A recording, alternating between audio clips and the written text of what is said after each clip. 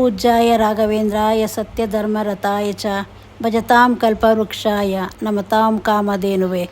ನಿಮಗೆ ಲಕ್ಷ್ಮೀ ಕಟಾಕ್ಷ ಸಿಕ್ಕಬೇಕು ಅಂದರೆ ನಾನು ಹೇಳೋ ಈ ಒಂದು ಸಣ್ಣ ಕೆಲಸ ಮಾಡೋದ್ರಿಂದ ನಿಮಗೆ ಲಕ್ಷ್ಮಿ ಅನುಗ್ರಹ ಸಿಗತ್ತೆ. ನಿಮ್ಮ ಮನೆಯಲ್ಲಿ ಯಾವುದೇ ಒಂದು ಆರ್ಥಿಕ ಸಮಸ್ಯೆ ಇದ್ದರೂ ದೂರ ಆಗುತ್ತೆ. ಅದಕ್ಕೂ ಮುಂಚೆ ನೀವಿನ್ನೂ ನನ್ನ ಚಾನಲ್ ಸಬ್ಸ್ಕ್ರೈಬ್ ಮಾಡ್ಕೊಂಡಿಲ್ಲ ಅಂದರೆ ಸಬ್ಸ್ಕ್ರೈಬ್ ಮಾಡ್ಕೊಳ್ಳಿ.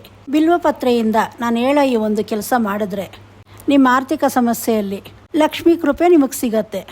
ಲಕ್ಷ್ಮೀ ಕೃಪೆ ನಿಮ್ಗೆ ಏನಾದರೂ ಸಿಕ್ತು ಅಂದರೆ ನಿಮ್ಮ ಮನೇಲಿರೋ ಪ್ರತಿಯೊಂದು ಸಮಸ್ಯೆನೂ ದೂರ ಆಗುತ್ತೆ. ಒಂದು ಹಣಕಾಸಿನ ವಿಚಾರ ಆಗಿರ್ಬೋದು, ಆರೋಗ್ಯ ಸಮಸ್ಯೆ ಇರ್ಬೋದು, ಮತ್ತು ನಿಮ್ಮ ಮನೆಯಲ್ಲಿ ಎಲ್ಲ ಥರ ಶುಭ ಕಾರ್ಯಗಳು ನಡೆಯುತ್ತೆ. ಬಿಲ್ವಪತ್ರೆಗೂ ಮತ್ತು ಲಕ್ಷ್ಮಿಗೂ ತುಂಬಾ ನಂಟಿದೆ. ಬಿಲ್ವಪತ್ರೆನ ಲಕ್ಷ್ಮಿಗೆ ಹೋಲಿಸ್ತಾರೆ. ಯಾಕೆ ಬಿಲ್ವಪತ್ರೆನ ಲಕ್ಷ್ಮಿಗೆ ಹೋಲಿಸ್ತಾರೆ ಅಂದರೆ ಇದರಿಂದ ಒಂದು ಕತೆ ಇದೆ. ಲಕ್ಷ್ಮೀದೇವಿ ಬಿಲ್ವಪತ್ರೆ ಮರದ ಕೆಳಗಡೆ ಕೂತ್ಕೊಂಡು ಎಷ್ಟೋ ವರ್ಷಗಳ ಕಾಲ ತಪಸ್ ಮಾಡ್ತಾರೆ. ಅವರು ತುಂಬ ವರ್ಷಗಳಿಂದ ಬಿಲ್ವಪತ್ರ ಮರದ ಕೆಳಗಡೆ ಕೂತ್ಕೊಂಡು ತಪಸ್ ಮಾಡ್ತಾ ಆ ಮರದಲ್ಲೇ ಅವರು ಐಕ್ಯ ಆಗ್ತಾರೆ. ನಮ್ಮ ಪುರಾಣದಲ್ಲಿ ಆ ರೀತಿ ಒಂದು ಕತೆ ಇದೆ. ಇದು ಪುರಾಣ ನಮ್ಗೇನು ತಿಳಿಸ್ಕೊಡ್ತಾ ಇದೆ ಅಂದರೆ ಲಕ್ಷ್ಮೀದೇವಿ ಬಿಲ್ವಪತ್ರ ಮರದ ಕೆಳಗಡೆ ವಾಸ ಮಾಡ್ತಿದ್ದಾರೆ ಅಂತ ಪುರಾತನದಲ್ಲಿ ತಿಳಿಸ್ಕೊಟ್ಟಿದ್ದಾರೆ. ಮತ್ತು ಶಿವಗೂ ಅಷ್ಟೇ ಬಿಲ್ವಪತ್ರೆ ಅಂದರೆ ತುಂಬಾ ಇಷ್ಟ.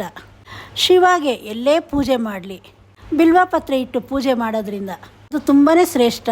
ಇದರಿಂದ ಏನಾಗುತ್ತೆ ಅಂದರೆ ಲಕ್ಷ್ಮೀದೇವಿ ಅನುಗ್ರಹ ಮತ್ತು ಮಹಾಶಿವ ಕೃಪೆ ಇದರಿಂದ ನಮಗೆ ಸಿಗತ್ತೆ. ಬಿಲ್ವಪತ್ರೆ ಮರದಿಂದ ಈ ಎರಡೂ ಒಟ್ಟಿಗೆ ಸಿಗತ್ತೆ. ನಮಗೆ ಎಲ್ರಿಗೂ ಇರುತ್ತೆ ಆಸೆ, ಧನ ವೃದ್ಧಿ ಆಗಬೇಕು, ಲಕ್ಷ್ಮಿ ನಮ್ಮ ಮನೇಲಿ ನೆಲೆಸಬೇಕು ಶಾಶ್ವತವಾಗಿ. ನಾನು ಹೇಳೋ ಈ ಒಂದು ಸಣ್ಣ ಪರಿಹಾರ ಮಾಡೋದ್ರಿಂದ ಲಕ್ಷ್ಮೀದೇವಿ ಶಾಶ್ವತವಾಗಿ ನಿಮ್ಮ ಮನೇಲಿ ನೆಲೆಸ್ತಾಳೆ. ಈ ಕೆಲಸ ನೀವು ಗುರುವಾರ ಮಾಡೋದ್ರಿಂದ ತುಂಬಾ ಒಳ್ಳೆಯದು. ನೀವು ಬಿಲ್ಪತ್ರೆ ಮರದ ಹತ್ರ ಹೋಗಿ ಅದಕ್ಕೆ ಚೆನ್ನಾಗಿ ನೀರು ಹಾಕಿ, ಆಮೇಲೆ ಅದಕ್ಕೆ ಅರಿಶಿನ ಕುಂಕುಮ ಇಕ್ಕಿ, ತುಪ್ಪದಿಂದ ದೀಪ ಹಚ್ಚಿ, ಅದಕ್ಕೆ ಅಕ್ಷತೆ ಹಾಕಿ, ಊದುಬತ್ತಿ ಹಚ್ಚಿ, ಕರ್ಪೂರ ಹಚ್ಚಿ, ಮತ್ತು ಎಲೆ ಅಡಿಕೆ ಇಟ್ಟು ಅದರೊಳಗಡೆ 11 ರೂಪಾಯಿ ಇಡಿ.